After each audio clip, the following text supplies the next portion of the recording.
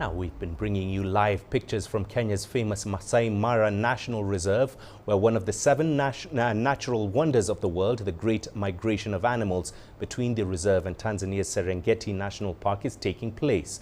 Attracting thousands of international and domestic tourists, the annual event is indeed a phenomenon and one of nature's most spectacular sights. Over 1 million wildebeest make the long and dangerous journey over the course of a few weeks from July to September every year. Dangerous because the creatures have to cross the shallow Mara River several times in different spots where hungry crocodiles lie in wait. Their only hope is their sheer strength in numbers, but naturally not all of them make it.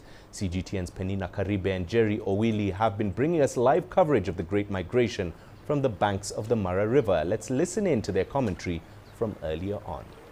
And remember, the Great Migration is the theme of this 3-day broadcast that we're bringing you from live from the Maasai Mara National Reserve here. And as we mentioned yesterday, just to recap a couple of what we did yesterday, we were talking about the Great Migration itself, the animals moving all the way from Tanzania Serengeti National Park, coming into the Maasai Mara National Reserve, spending just about 3 months here before heading back to the Serengeti National Park. And throughout that journey, it gives you a feel of the complete cycle of life here in the wilderness, from predation to just surviving. And just like the ranger, the warden here was telling us yesterday, Mr.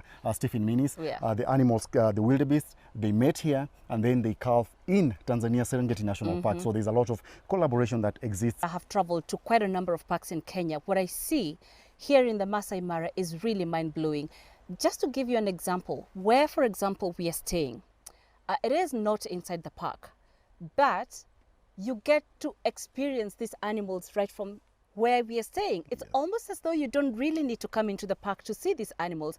And that's because there's huge swathes of land that's been set aside in its raw form. And the community, which is the Maasai community, the host community here, doesn't really do much to that land. I think it also helps that it's a pastoralist community. And like we heard yesterday, there's been a lot of effort to enlighten them on the importance of preserving these animals. And so it's such a treat to, last evening, for example, I think about 6 p.m. there, you could hear, there was a lot of noises coming through. I could tell there were hyenas. I could hear the noises of the hyenas.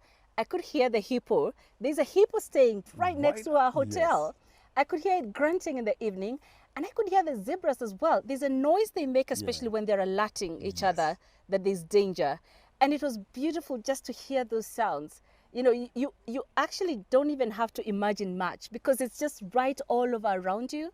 And I think that's the beauty of having the communities very much involved in this, because they also have the indigenous knowledge of how to handle these animals.